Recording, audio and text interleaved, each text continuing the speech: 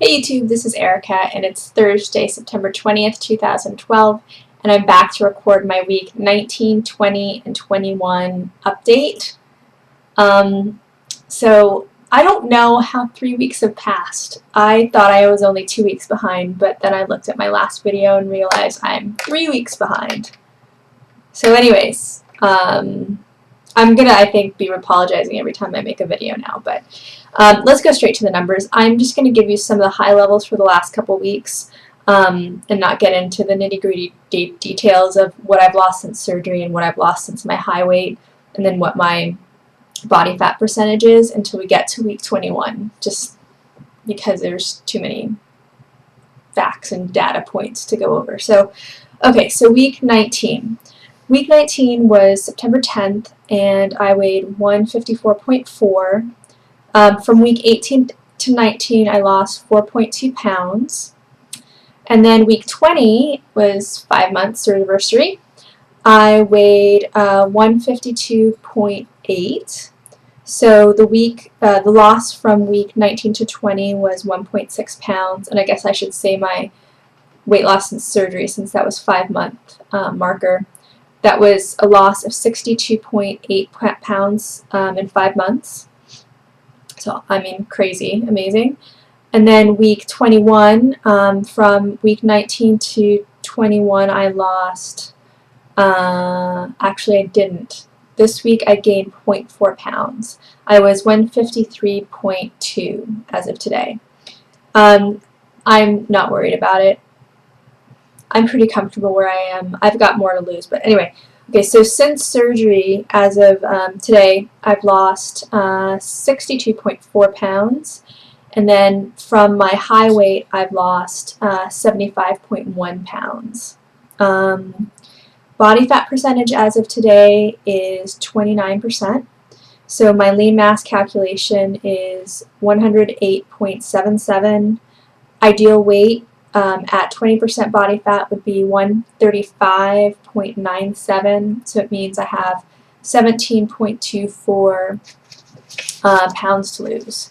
Now, speaking to that, I have gotten a little lazy in terms of, really lazy in terms of tracking. I haven't tracked in, I don't even remember the last time I was on myfitnesspal.com. I really should get back on it. I've been swimming, I've been working out, so I've been swimming 3 days a week, working out in the gym 1 day a week, and feeling good, comfortable in my body. I still feel like I have some things to work on, but I'm comfortable, if that makes sense. And so I think I've gotten a little bit complacent at times. However, when I was in the low 160s, it kind of took me a while to break through, and I was doing kind of the same thing. I got a little bit lazier. I was eating maybe a bit more than I really should in order to lose weight, and then I just kind of got on the ball, and then all of a sudden weight dropped. So I'm thinking if I just kind of rein it in a bit, then maybe, I don't even know if 17.24 pounds is necessary. I'm thinking maybe another 10. Like be in the low 140s, and then reassess at that point. So a couple things I want to talk about is, one, I guess, is a question from a comment from the last video asking, what am I eating these days? And the answer is kind of anything. I honestly don't make any priority for vegetables or fruit, like none at all. My priority is protein, and then I kind of cheat and have other carbs that I really shouldn't. That's the honest truth, though. And not a lot of it. I mean, I think I first grab something that's protein related. I mean, even nuts, which is fat as well as protein. But I eat a good amount. I get, I should have brought them over to the desk, but I get these little prepackaged, just a handful things of dry roasted almonds from Trader Joe's, and I don't eat those super often, but they're nice if I'm feeling like kind of weak or tired. They really, like half a bag of those sustain me pretty well. I'm not really, I have a bag of these, the edamame that I was addicted to. I'm not really addicted to them that much anymore. Like, I can certainly handle them now. They're good when I'm hungry because they've got a lot of fiber and stuff. And I think I have a package here. There are 2 things from Trader Joe's jerky. My favorite jerky is this one, turkey jerky. Any of the flavors. This happens to be teriyaki. And then the buffalo jerky. What is this? Sweet and spicy.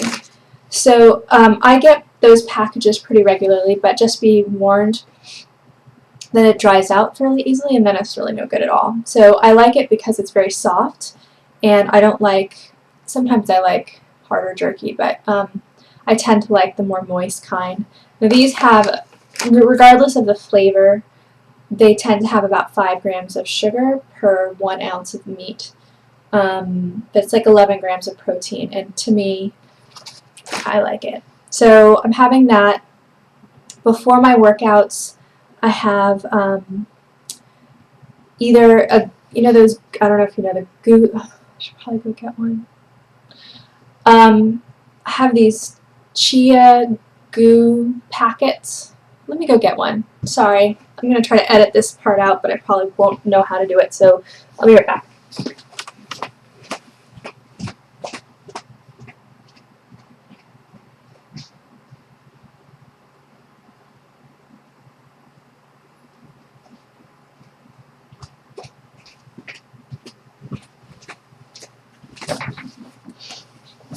Sorry. You probably had to sit through all that because I couldn't edit it. But if I could edit it, then I zip forward. Anyway, Chia Surge. I take this as a pre-workout supplement before I swim, and then if I go to the gym and I do an intense workout, I'll take one before and then have one on me because I go a little bit more anabolic or anaerobic in those workouts. So I need it because I can get a little lightheaded. But these have 75 calories, 1 gram of fat, some sodium, 17 carbs. Doctor would hate that. 1 gram of fiber, 11 grams of sugar. So it's high in sugar. But these really, really help me for the swim because the swim is pretty intense and I've been pushing it, getting faster. Sometimes I lead lane 4 now. And there is a difference, by the way. I think I said a long time ago there really wasn't a difference between lane 5 and 6. There really is. And now that I'm closer to those lanes, I can see it. Lane 6 is definitely faster than 5, but those are like really the elite swimmers. 5 is stronger than us, but anyway, I'm getting there. Every day I'm getting stronger in the pool, which is crazy. My times are not off the charts. I'm not going to break any records, but I'm getting better. So anyway, so those surge packets are really, really good if you tend to kind of just get really fatigued. Because honestly, if you burn a lot of calories in a workout, what you eat during the day isn't going to cover it. It doesn't cover it for me. Other food, I start my day with a shake. I plan on having these the rest of my life. I used to make these with non-fat milk and protein powder. That was my preference. I do that in the morning, and then I do water at night. Now I do almost all the time water. I bought almond milk because I think it had, the kind I got was like unsweetened vanilla, and it was good in calcium and lower in sugar, I think, than lower in calories than the milk, by quite a lot, I think. But I'm finding that I don't like the kind of thick consistency that it makes this. And I don't know what it would be like if I went back to milk, but I'm preferring, oddly, I'm preferring the watered down version. So I'm using the same protein powder as before, which is the GNC Amplified Waybolic Extreme 60. It's 20 grams of protein per scoop, 2 grams of sugar per 3 scoops, so less than a gram per 1 scoop, less than 1 gram of sugar per 1 scoop of protein powder. And so my habit has been 8 ounces of water and 2 ounces of protein powder in the morning. So that gets me 40 grams of 40 grams of protein first thing in the morning. And I've read a few times or heard that your body can only absorb like 25 grams of protein at a time. I don't know. I'm just trying to get it in. And then I'll have another one, like this is my evening shake, and I'm not quite done with it, but when I walk the dog in the morning, I have my protein shake, and I usually finish it by the time I'm done, and then when I walk her in the evening, I do the other one. So 80 grams of protein right there. I don't know how much of it I'm actually absorbing, hopefully up to 60, and then I'm trying to get my total protein over 100. So I think between these and what I'm eating the rest of the day, I'm eating a lot of the Faye, I don't know if I'm pronouncing that right, the Greek 0% fat yogurt. I'm back to eating some cottage cheese. I got a little burned out on it. I ate too much of it, and so I'm back to that. My diet's honestly pretty boring. If I don't go out and I just do my normal day-to-day thing, it's like shakes and jerky and some nuts and yogurt and cottage cheese. And I, again, make no priority for vegetables or fruits yet. If I'm out, then I'll eat some of it, but again, I go for the meat first. So I've been feeling good. I want, before I forget, because it's not on my list of things to talk about, hair loss. It slowed down a bit. It was pretty crazy how much was just coming out when I would shampoo it and then brush it, and it didn't freak me out, but I'm kind of like, around here you can really see it. It's mostly noticeable like right around the hairline. The rest of it feels, I don't know if it feels so much thinner, but you can definitely see it around the hairline. So I've noticed that it seems to be slowing down a bit, the hair losses, I hope. So I'm taking 10,000 micrograms of biotin a day. I'm continuing with that, and again, I'm trying to get my protein count up above 100 grams if I can. And so usually I'm somewhere between 90 to 110 grams of protein a day. And I was going to talk about supplements too. Nothing's changed there. I take I'm still taking the gallstone prevention pills, so twice a day, morning and evening, and then that I'm done with in the next month. Once I hit my 6-month surgerversary, I think I'm done with it. Either that or I take it through the 6th month, but anyway, I don't have a lot longer for that. And then I'm taking the same multivitamin, the Source of Life liquid multivitamin, 1 capful in the morning and 1 capful in the evening. And then midday I take usually the liquid calcium supplement, but I've found these delicious chocolate wafers from Whole Foods, these milk chocolate calcium supplement things that are freaking phenomenal. And I'm not going to show you the bag because they're just like so good you don't want to know about them. So I don't think I'm going to buy them again because honestly they're so much better than candy. They're like Hershey's Kisses amplified. They're really good to me. So not buying those anymore. But they do have a lot of calcium. So, but usually it's going to be the liquid calcium. And then I'm taking an omega 369 pill 3 times a day, once in the morning, once sometime between morning and evening, and then 1 in the evening. What else do I take? Oh, I'm taking an iron supplement. Just a slow release, easy on your stomach, something like that, kind of iron supplement in the morning. Just 1 of those a day. And I think that's it in terms of supplements. A lot more than I ever have in my life, and honestly, every time I have to take one of them, I contemplate, do I really have to take it? Maybe if I just skip it, it's not going to make a difference. And occasionally I forget about it, but if I think about it, every single time I try to talk myself out of it. I don't know why. It takes like 3 minutes at most. So, but I think I feel healthy, so I think it's good. 14 minutes? I haven't even talked about anything yet. How are we at 14 minutes? Okay, so that's that. So let's talk about some things, I guess, that are psychologically hard for me right now. My head is not fully understanding what's going on in the mirror and on the scale. I've mentioned it like probably every video, and it hasn't really changed. it's really funny because I saw my mom this last weekend. We went to a wedding of a family friend, and she was like, okay, she's told me this the last couple times she's seen me. Okay, you can stop losing weight now.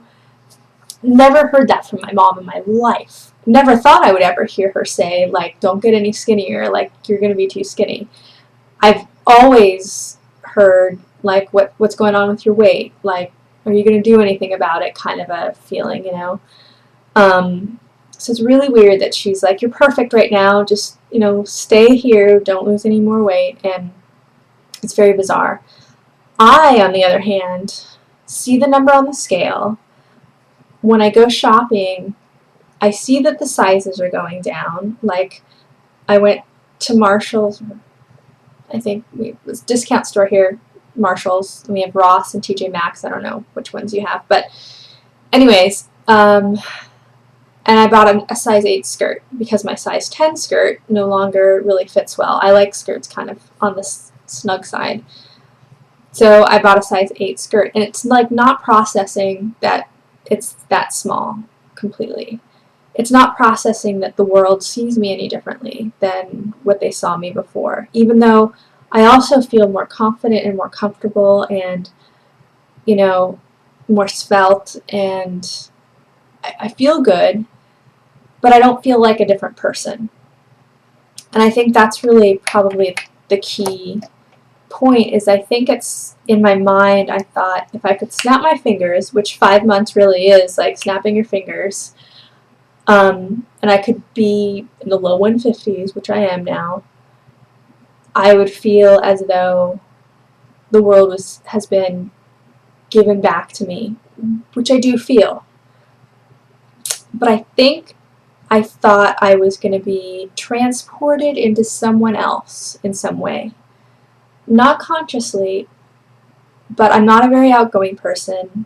Like, if I meet new people, I'm pretty much quiet and reserved, and maybe I thought that that was going to be taken away and I'd become more social. But I don't know if it's really that. It's hard for me to completely articulate, and I don't know how many people who've gone through this feel this way, but I think, for one, I'm more critical than I was when I was fat.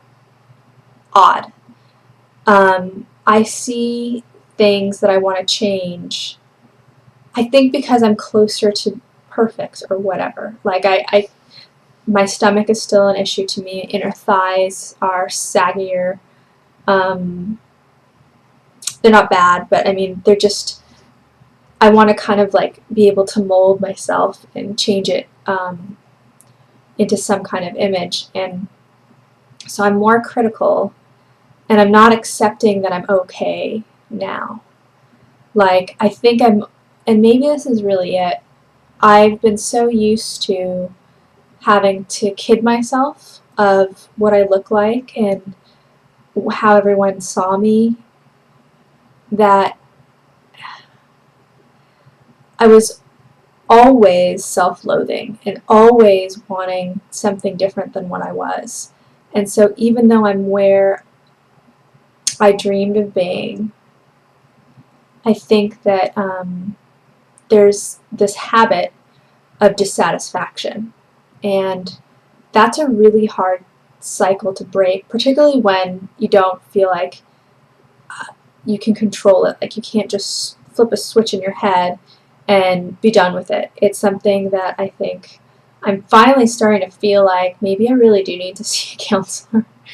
And I don't laugh about it like it's something that's bad or weak, but because I felt like so far in the journey that I've been happy with it, and now I'm starting to see, I think that there's some identity stuff that I probably need to talk out.